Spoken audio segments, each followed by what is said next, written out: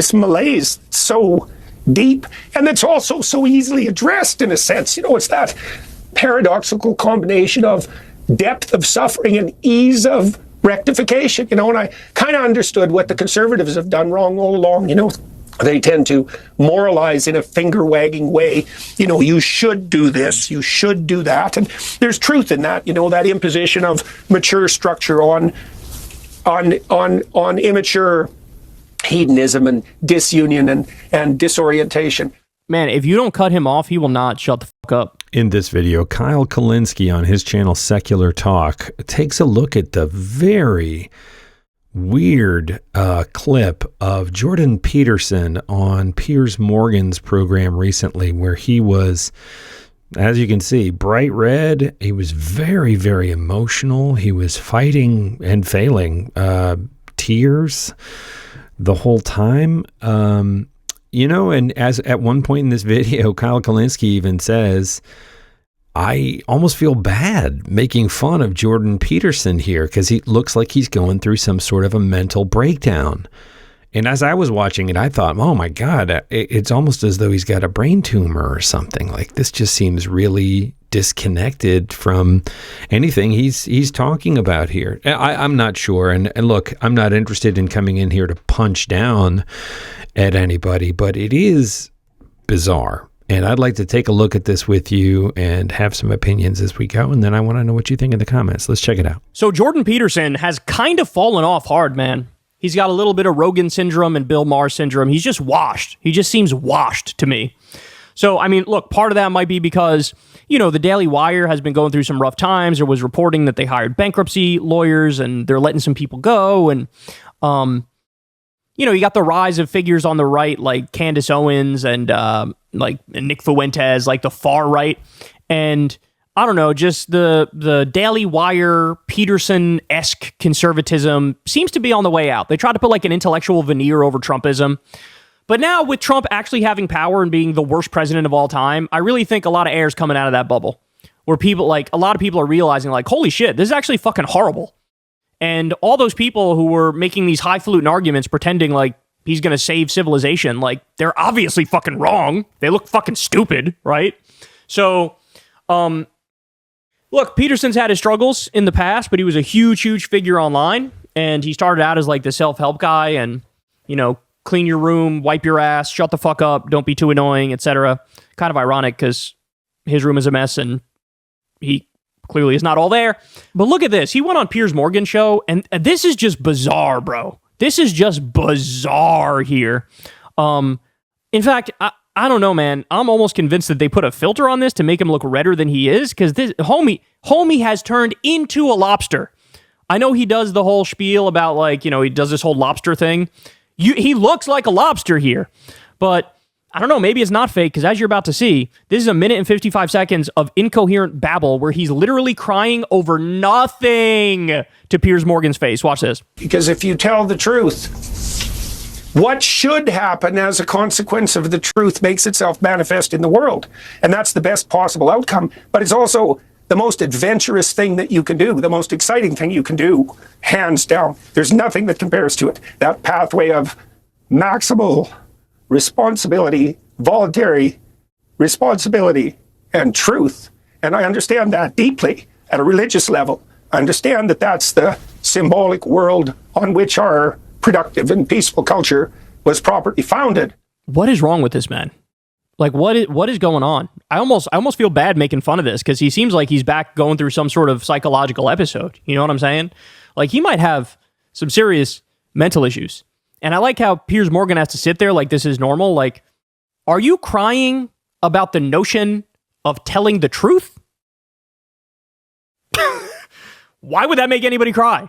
That's like the most basic advice of all time.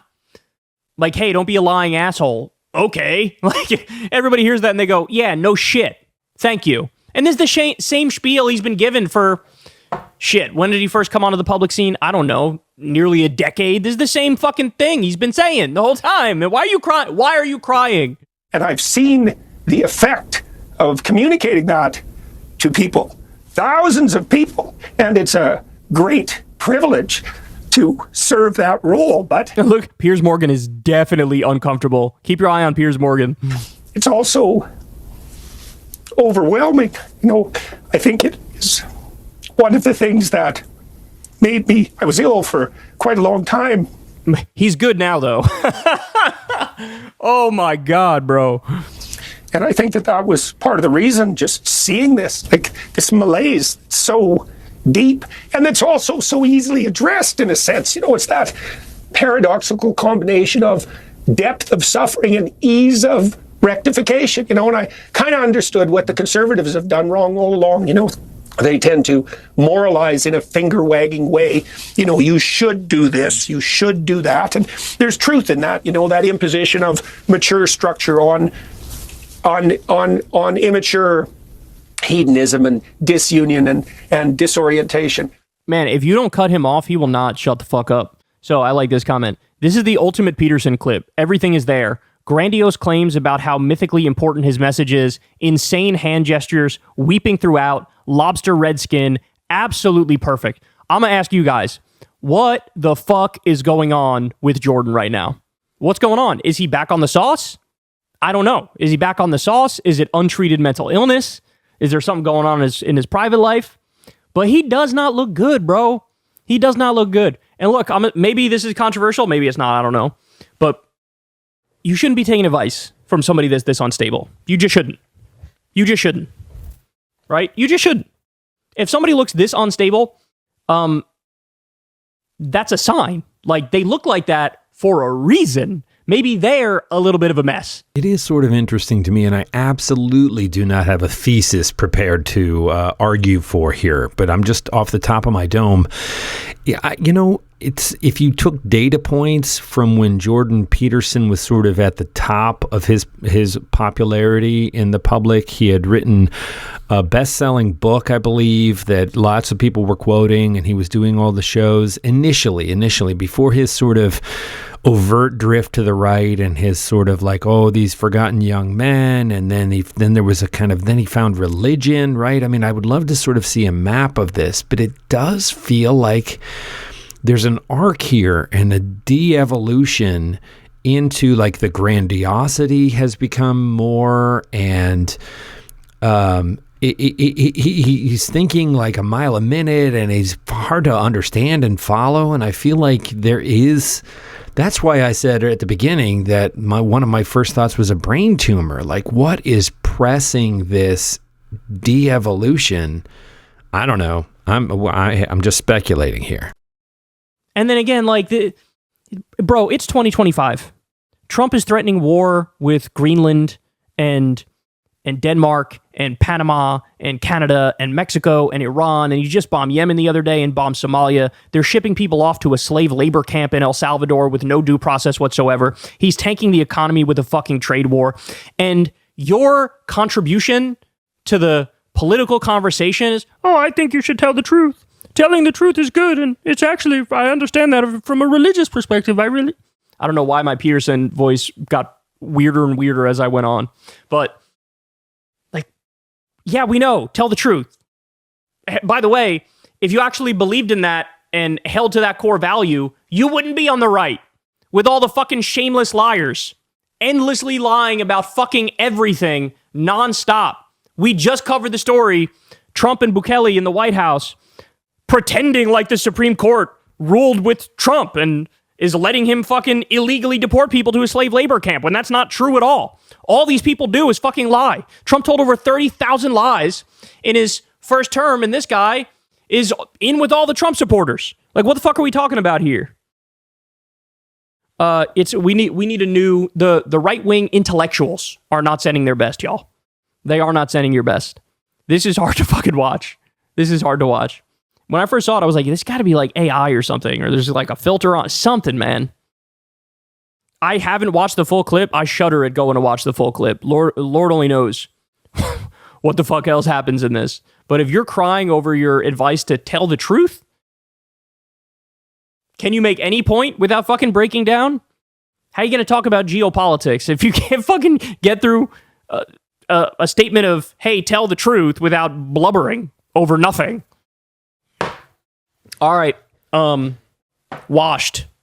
All the right-wing heroes fall one after the other after the other. I do admit that is a tempting vision to which I would like to subscribe, that these people who have supported, like, oh, wait a minute, maybe this is actually the way. Maybe these insufferable left-wingers finally need a spanking and we'll get the country back on track. And now they're kind of like, whoa, wait, this is like we're deporting people and the economy is tanking and bonds are taking a hit and there doesn't seem to be any rhyme or reason and there's this crazy meme coin and the billionaires and gosh, could we have been wrong?